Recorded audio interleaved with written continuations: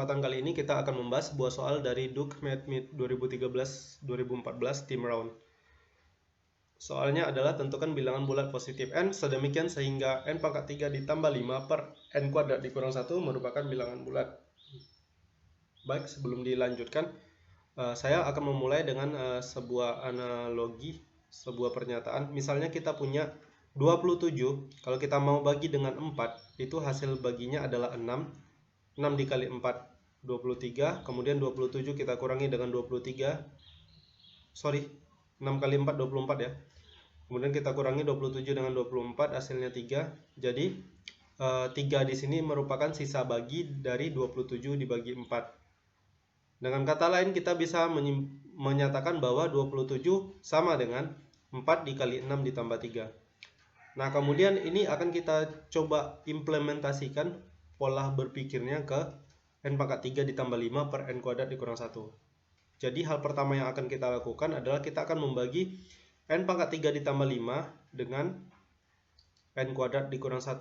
Caranya bagaimana? Caranya adalah kita lihat dulu ininya, variabel dengan pangkat tertinggi. Di sini ada n pangkat 3 dan n kuadrat. Jadi kita bagi n pangkat 3 dibagi dengan n kuadrat, itu hasilnya adalah n.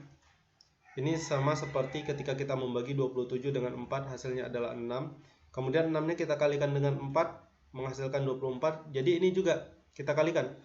N-nya dikalikan dengan n kuadrat dikurang 1. Jadi menghasilkan n pangkat 3 dikurang n. Langkah berikutnya apa? Dalam pembagian biasa itu kita kurangi. Jadi ini juga kita kurangi. N pangkat 3 ditambah 5 dikurang n pangkat 3 dikurang n, itu akan menghasilkan n ditambah 5. Jadi kita bisa simpulkan seperti kita menyimpulkan 27 merupakan 4 kali 6 tambah 3. Maka n pangkat 3 ditambah 5 akan sama dengan n kuadrat dikurang 1 dikali n ditambah n tambah 5. Karena di sini kita punya n pangkat 3 ditambah 5 per n kuadrat dikurang 1, jadi kita bagi saja dengan n kuadrat dikurang 1. Ketika kita bagi dengan n kuadrat dikurang 1, diperoleh bahwa n pangkat 3 ditambah 5 per n kuadrat dikurang 1 sama dengan n ditambah n tambah 5 per n kuadrat kurang 1.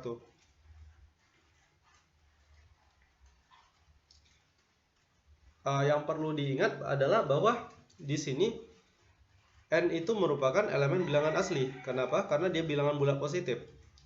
Selain itu, yang perlu menjadi perhatian kita adalah dari persamaan ini, ruas kirinya yaitu n pangkat 3 ditambah 5 per n kuadrat dikurang 1 merupakan elemen dari bilangan bulat.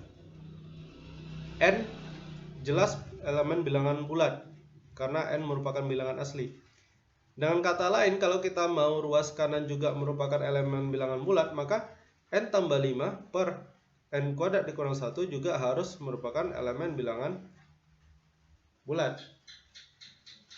Nah, karena n elemen bilangan asli, maka nilai n itu pasti lebih dari atau sama dengan 1.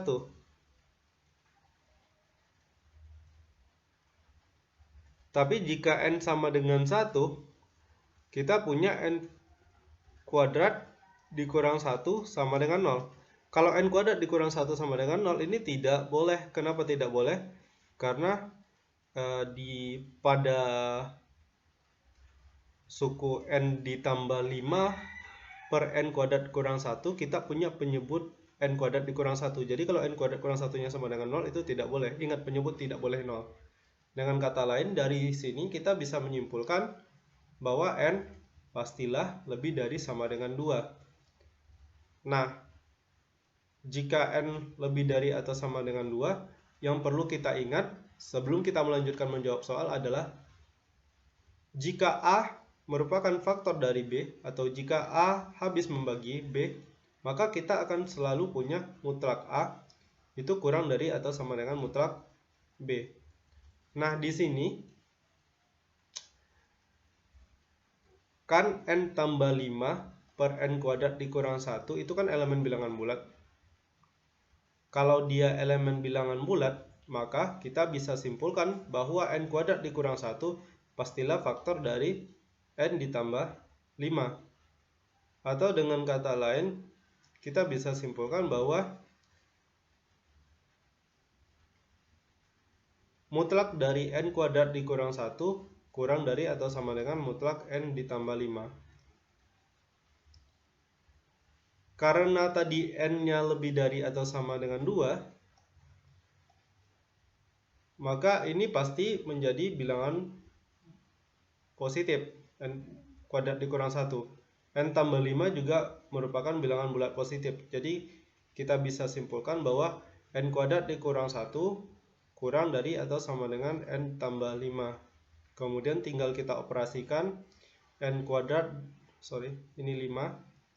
N kuadrat dikurang n dikurang 6 kurang dari atau sama dengan 0. Kemudian dari sini kita bisa memfaktorkannya menjadi n dikurang 3 dikali n ditambah 2 kurang dari atau sama dengan 0. Kemudian kita bikin sebuah garis bilangan kalau masih ingat pelajarannya. Kalau kita uji 0 ke sini, ini jadi negatif, ini positif. Nah, berarti daerah penyelesaiannya, himpunan penyelesaiannya sekitar ini. Tapi yang perlu diingat adalah tadi ada pernyataan bahwa n-nya itu lebih dari atau sama dengan 2. Jadi n lebih dari sama dengan 2 kita masukkan juga ke sini. Nah, yang memenuhi kedua-dua prasyaratnya adalah n lebih dari atau sama dengan 2 kurang dari sama dengan 3. Nah, sekali lagi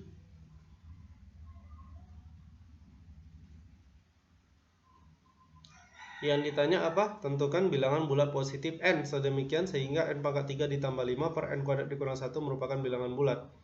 Jadi, karena n bilangan bulat positif dan n lebih dari atau sama dengan 2 kurang dari atau sama dengan 3, maka kita bisa simpulkan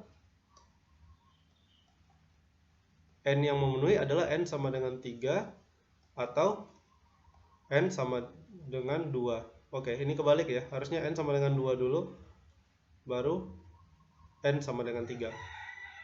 Nah, gampangnya ya tinggal kita uji ke sini. Kalau kita ambil n sama dengan 2, kita punya 2 pangkat 3 adalah 8. 8 ditambah 5 adalah 13. Kemudian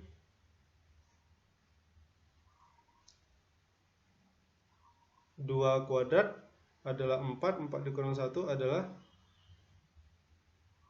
3 ya. 13 bagi 3 bukan merupakan bilangan bulat.